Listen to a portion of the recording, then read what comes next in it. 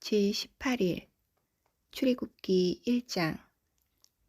야곱과 함께 각각 자기 가족을 데리고 이집트로 내려간 이스라엘의 아들들의 이름은 르우벤과 시므온과 레위와 유다와 이사갈과 스불론과 베냐민과 단과 납달리와 갓과 아셀이다. 이미 이집트에 내려가 있는 요셉까지 합하여 야곱의 혈통에서 태어난 사람은 모두 70명이다. 세월이 지나서 요셉과 그의 모든 형제와 그 시대 사람들은 다 죽었다.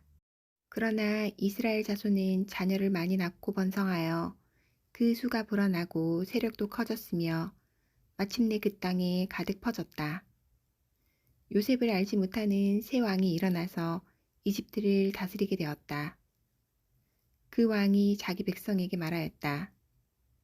이 백성, 곧 이스라엘 자손이 우리보다 수도 많고 힘도 강하다. 그러니 이제 우리는 그들에게 신중히 대처하여야 한다. 그렇게 하지 않으면 그들의 수가 더욱 불어날 것이고 또 전쟁이라도 일어나는 날에는 그들이 우리 원수들과 합세하여 우리를 치고 이 땅에서 떠나갈 것이다. 그래서 이집트 사람들은 이스라엘 자손을 부리는 공사 감독관을 두어서 강제 노동으로 그들을 억압하였다. 이스라엘 자손은 바로가 곡식을 저장하는 성읍, 곧 비돔과 라암셋을 건설하는 일에 끌려나갔다. 그러나 그들은 억압을 받을수록 그 수가 더욱 불어나고 자손이 번성하였다. 그래서 이집트 사람들은 이스라엘 자손을 몹시 싫어하였고 그들을 더욱 혹독하게 부렸다.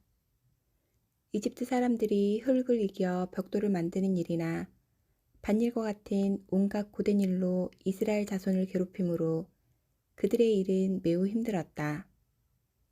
한편 이집트 왕은 시브라와 부하라고 하는 히브리 산파들에게 이렇게 말하였다. 너희는 히브리 여인이 아이 낳는 것을 도와줄 때 잘 살펴서 낳은 아기가 아들이거든 죽이고 딸이거든 살려두어라. 그러나 산파들은 하나님을 두려워하였으므로 이집트 왕이 그들에게 명령한 대로 하지 않고 남자아이들을 살려두었다. 이집트 왕이 산파들을 불러들여 그들을 꾸짖었다. 어찌하여 이를 이렇게 하였느냐? 어찌하여 남자아이들을 살려두었느냐? 산파들이 바로에게 대답하였다. 히브리 여인들은 이집트 여인들과 같지 않습니다. 그들은 기운이 좋아서 산파가 그들에게 이르기도 전에 아기를 낳아버립니다.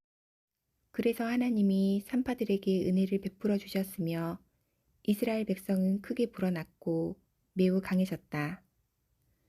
하나님은 산파들이 하나님을 두려워하는 것을 보시고 그들의 집안을 번성하게 하셨다. 마침내 바로는 모든 백성에게 명령을 내렸다. 갓 태어난 히브리 남자아이는 모두 강물에 던지고 여자아이들만 살려두어라. 2장. 레위 가문의 한 남자가 레위 가문의 한 여자를 아내로 맞이하였다. 그 여자가 임신을 하여 아들을 낳았는데 그 아이가 하도 잘생겨서 남이 모르게 3달 동안이나 길렀다. 그러나 더 이상 숨길 수가 없어서 갈대 상자를 구하여다가 역청과 송진을 바르고 아이를 거기에 담아 강가의 갈대 사이에 놓아두었다. 그 아이의 누이가 멀찍이 서서 아이가 어떻게 되는지를 지켜보고 있었다. 마침 바로의 딸이 목욕을 하려고 강으로 내려왔다. 시녀들이 강가를 거닐고 있을 때 공주가 갈대 숲속에 있는 상자를 보고 시녀 한 명을 보내서 그것을 가져오게 하였다. 열어보니 거기에 남자아이가 울고 있었다. 공주가 그 아이를 불쌍히 여기면서 말하였다. 이 아이는 틀림없이 히브리 사람의 아이로구나. 그때 그 아이의 누이가 나서서 바로의 딸에게 말하였다. 제가 가서 히브리 여인 가운데서 아기에게 젖을 먹일 모유를 데려다 드릴까요? 바로의 딸이 대답하였다. 그래, 어서 데려오너라. 그 소녀가 가서 그 아이의 어머니를 불러왔다. 바로의 딸이 그에게 말하였다. 이 아이를 데리고 가서 나를 대신하여 젖을 먹여다오. 그렇게 하면 내가 너에게 삭슬 주겠다. 그래서 그 여인은 그 아이를 데리고 가서 젖을 먹였다. 그 아이가 다 자란 다음에 그 여인이 그 아이를 바로의 딸에게 데려다 주니 공주는 이 아이를 양자로 삼았다. 공주는 내가 그를 물에서 건졌다 하면서 그의 이름을 모세라고 지었다. 세월이 지나 모세가 어른이 되었다. 어느 날 그는 왕궁 바깥으로 나가 동족에게로 갔다가 그들이 고되게 노동하는 것을 보았다. 그때 그는 동족인 히브리 사람이 이집트 사람에게 매를 맞는 것을 보고 좌우를 살펴서 사람이 없는 것을 확인하고 그 이집트 사람을 쳐 죽여서 모래 속에 묻어버렸다. 이튿날 그가 다시 나가서 보니 히브리 사람 둘이 서로 싸우고 있었다. 그래서 그는 잘못한 사람에게 말하였다. 당신은 왜 동족을 때리오? 그러자 그 사람은 대들었다.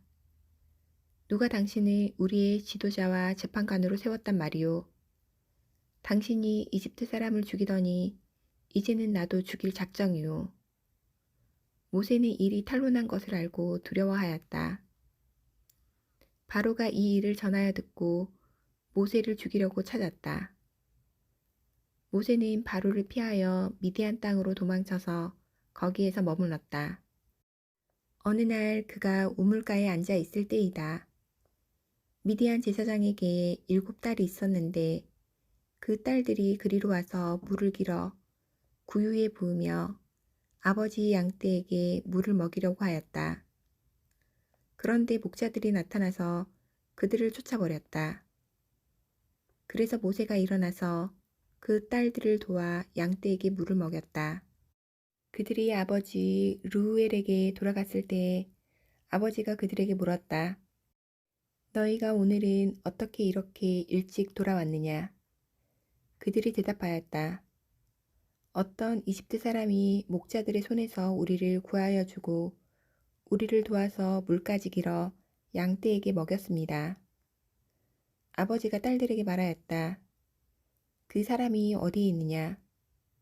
그런 사람을 그대로 두고 오다니 어찌 그럴 수가 있느냐? 그를 불러다가 음식을 대접해라. 르우엘은 모세가 기꺼이 자기와 함께 살겠다고 하므로 자기 딸 십보라를 모세와 결혼하게 하였다. 십보라가 아들을 낳으니 모세는 내가 낯선 땅에서 나그네가 되었구나 하면서 아들의 이름을 게르솜이라고 지었다. 세월이 많이 흘러서 이집트의 왕이 죽었다. 이스라엘 자손이 고된 일 때문에 탄식하며 부르짖으니 고된 일 때문에 부르짖는 소리가 하나님께 이르렀다. 하나님이 그들의 탄식하는 소리를 들으시고 아브라함과 이삭과 야곱에게 세우신 언약을 기억하시고 이스라엘 자손의 종살이를 보시고 그들의 처지를 생각하셨다.